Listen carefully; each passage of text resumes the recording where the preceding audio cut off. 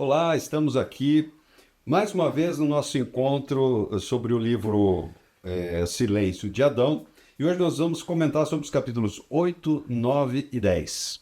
Não sei como você tem utilizado essa leitura que você tem feito até agora, mas é um livro prático, para você botar em prática, para você viver, refletir, pensar e botar em prática. E hoje no capítulo 8, cujo título é Homens que lutam contra a escuridão.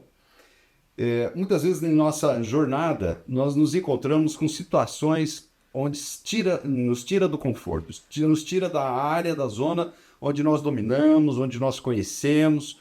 E são nessas situações que a realidade nos traz à mente será que eu estou preparado para essa situação? Será que eu tenho conhecimento para resolver esse caso, para navegar nesse oceano? Será que eu estou realmente pronto para essa situação? E, amigo, no livro o autor fala que nós fomos feitos para entrar com coragem em regiões nas quais não existe um conjunto de regras, entrar no desconhecido. Foi para isso que o Senhor nos chamou. Quando nós nos afastamos de alguma coisa que temos medo de enfrentar, nos vem a sensação de que parece haver algo errado conosco. Então, mas nós nos perguntamos, o que é essa sensação? Porque quando eu me afasto do desconhecido do qual eu deveria estar entrando, quando eu não quero entrar naquela área, vem essa sensação. Por que isso? Fugimos daquilo que nós não temos o total conhecimento ou o total controle daquela situação, onde nós nos sentimos despreparados para aquela situação. Isso é normal. Todos nós vivemos e passamos situações assim. Só que nós não fomos feitos para desistir dessas situações. O Senhor nos fez para enfrentarmos essas situações do desconhecido, da zona onde não temos o nosso conforto, onde não temos o nosso conhecimento total e pleno, domínio sobre aquela situação. Foi para isso que o Senhor nos fez. Fugimos daquilo que não temos o conhecimento ou a bagagem para enfrentar. Mas é nesse momento, meu amigo, que nós precisamos entender que aí sim nós entramos na área de dependência de Deus. Aí sim nós vamos usufruir, nós precisamos da fé no Senhor. E é por isso que nós temos essa dificuldade de enfrentar o desconhecido, porque é algo que não está em nós, é algo que vem do Senhor, algo que nós não temos a capacidade, talvez não temos o conhecimento, nunca tivemos enfrentado aquela situação, mas é algo que o Senhor nos impele para que dependemos dele. Existem algumas consequências, o autor coloca aqui, quando nós nos esquivamos dessas situações, quando nós não enfrentamos o desconhecido. O autor coloca aqui situações que é como se nós buscássemos a área de escape por ter fugido daquela situação. E o que acontece? Normalmente colocamos culpa em outras pessoas, culpa que não tem nada a ver com aquela situação. Por exemplo, colocamos a culpa na esposa. Você é tão sem graça, você tá gorda, você é mal agradecida. Ou alguns homens se desviam para a pornografia, né? Como se aquilo fosse a válvula de escape de não ter enfrentado aquela situação, de ter fugido daquela situação. No entanto, sobre esse pecado de termos fugido daquela situação, existe o pecado sobre a influência dessa situação, onde colocamos sobre alguém a culpa, existe o pecado oculto, o autor coloca assim. Algo como um tumor não diagnosticado que causa a dor de cabeça. Você sente a dor de cabeça, mas não sabe qual a razão, qual a raiz dessa dor de cabeça. E essas situações que o autor coloca, que nós ficamos com raiva da esposa, de pessoas próximas, onde nós nos deparamos com situações e acabamos explodindo com aquela pessoa, sendo que o problema não é aquela pessoa. O problema é nós termos fugido de algo que o Senhor está nos impelindo a enfrentar. O fugir do escuro, a zona de conforto, onde não dominamos e não temos a visão do que está acontecendo, reflete muitas vezes em pecados que nos dominam.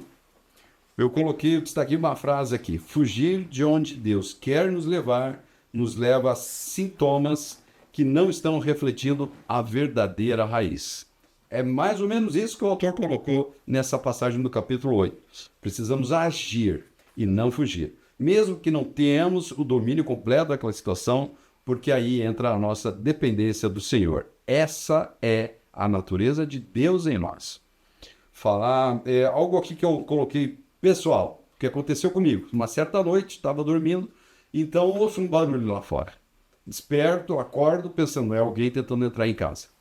Passa mil coisas na nossa cabeça, né? Será que é aqui mesmo? Deve ser no vizinho? Não deve ser aqui? Será que eu levanto? Será que eu abro a janela? Será que eu não abro a janela? O que fazer diante dessa situação? E no meu impulso eu levantei, pulei da cama, abri a janela e eu, um sobrado, estava no segundo andar, olho lá na frente, em cima do muro, na alta madrugada, em cima do muro havia um sujeito tentando entrar. E aquela reação minha me impeliu a fazer? Eu gritei com o cara, eu explodi com o cara, o que você está fazendo aí? Vou te encher de chumbo! E eu não tinha, o máximo de chumbo que eu tinha era uma espingardinha de pressão. Mas o sujeito se assustou mais que eu. E ele vazou dali, ele pulou fora, não invadiu a nossa casa. E essa situação me fez refletir nessa passagem que o autor coloca aqui. Nós podemos enfrentar o desconhecido ou nós podemos fugir do desconhecido. Essa minha reação, de uma forma até espontânea, fez com que depois, tudo aquilo se acalmou, depois que eu me acalmei, eu me senti, cara, protegi a minha família, protegi a minha casa. E são dessas situações que o autor cita aqui, onde o Senhor nos leva a agir sobre uma circunstância. Quando nós não agimos sobre aquela circunstância por medo do desconhecido, ou seja lá o que for, depois nós nos sentimos algo como se deveria ter feito alguma coisa.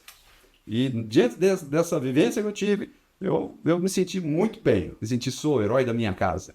E é isso que o Senhor nos coloca a fazer. Nós devemos ser, sim, os heróis da nossa família, os heróis da nossa casa, agindo de acordo com aquilo que o Senhor está nos impelindo a fazer.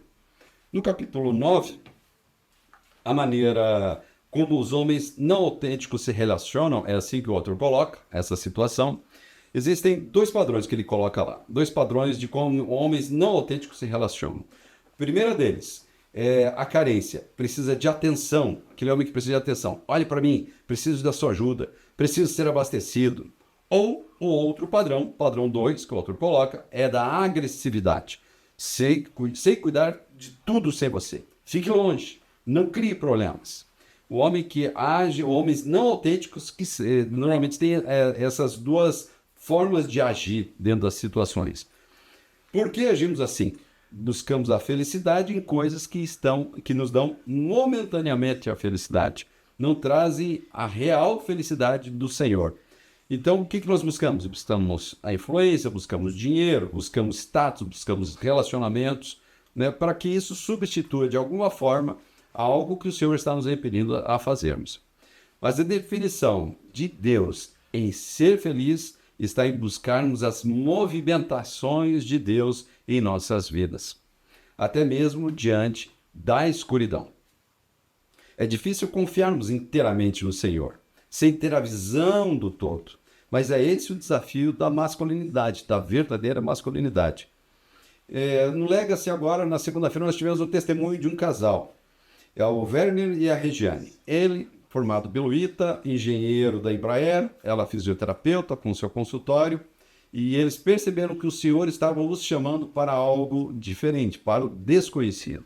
Então eles largaram tudo, a carreira, a estabilidade, e foram ser missionários de uma tribo indígena. O que levou eles a esse desconhecido? Só existe uma resposta para isso: a fé.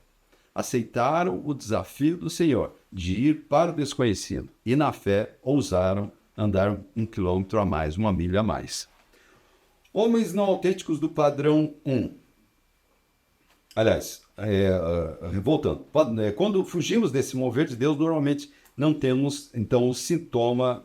Normalmente temos, então, o sintoma do padrão 1 e padrão 2. Quando fugimos dos desafios, a nossa válvula ou é o padrão 1 ou o padrão 2, é o que o autor nos menciona. Homens não autênticos do padrão 1 é aquele da carência. A dor interior é aliviada de forma mais confiável quando alguém faz algo por eles. A verdadeira carência. Eu preciso de algo de você. Veja, estou aqui. Eu preciso de atenção. E também existe algo voltado para os homens não autênticos do padrão 2, que é a agressividade. Então, o homem agressivo, aqui o autor coloca que se expressa de forma agressiva, a conexão relacional nunca existiu por muito tempo na vida deles. Dependeu tanto de suas habilidades que em seu anseio por relacionamento diminui. A distância mantém a segurança. No capítulo 10, o autor detalha um pouco mais sobre homens que exigem ajuda dos outros, a paixão da carência. Então, ali no capítulo 10, ele fala desses sintomas da carência, como os homens que se sentem, que se colocam nesse padrão 1, acabam se comportando. Então, ele sempre fala, por exemplo, por que você não é mais atenciosa? Por que você não fala com mais delicadeza? Por que você não gasta um pouco, não dá um pouco mais de tempo para mim? Por que você não perde peso? Por que você não colabora comigo? São sintomas do padrão 1. Então o autor nos coloca assim, que os homens ou fogem para o padrão 1, que é o padrão da se esquivar das situações e precisar da carência, ser suprido na sua carência, ou vai para o padrão 2, que é o da ira, da raiva. Algumas coisas aqui que o autor colocou sobre o padrão 1, que ele sempre está, ele até se dedica às pessoas, ele até se coloca em situações como voluntário, mas sempre buscando algo em troca. Buscando reconhecimento, buscando o parabéns, você está indo muito bem, exigindo alguma espécie, sem perceber, de favores, de suprir, o sentimento de ser suprido em sua carência. E esse é o padrão 1. O padrão 2, que é a outra forma de escape, é o padrão, então, que o autor nos coloca aqui da agressividade. Esse sujeito que se coloca dentro do padrão 2, então ele tem dificuldades na sua área de relacionamento. Não sei se você já conheceu pessoas assim, pessoas onde aquela circunstância, aquela igreja não serve mais para mim. Eu não consigo, eu não me dou bem com aquele pastor, não me dou bem com aquele sujeito. Parece que a teologia daquela igreja não é o suficiente para mim. Ou então, no trabalho, não tem muito ponto fixo no seu trabalho. Ele sempre encontra pessoas onde ele não se encaixa, onde ele não bate, onde ele não consegue convivência. Dentro da sua família, a mesma situação. Ele vive numa ilha, isolado. Ele tem dificuldades na área de relacionamentos pessoais.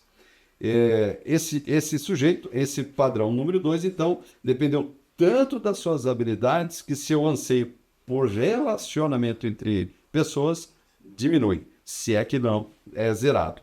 A distância, para ele, mantém uma área de segurança, como se fosse uma área de escape para ele. Você se encaixa em algum lugar dentro disso? Estamos todos no mesmo barco, meu amigo. Assim como eu, você também pode estar se encaixando dentro de uma circunstância dessa. Mas o bom de tudo isso, quando nós conseguimos nos colocar diante do espelho e repararmos em nós mesmos as áreas que Deus está nos revelando para ser tratada, é isso que nós buscamos através da leitura do livro. Nós queremos sim sermos criatura nova nas mãos do oleiro. Nós precisamos disso. Então abra o seu coração para o tratamento do Senhor diante do que você tem medo. O capítulo 11, então, o autor vai destacar um pouco mais sobre o padrão 2, sobre a agressividade, que nós veremos, então, na semana que vem.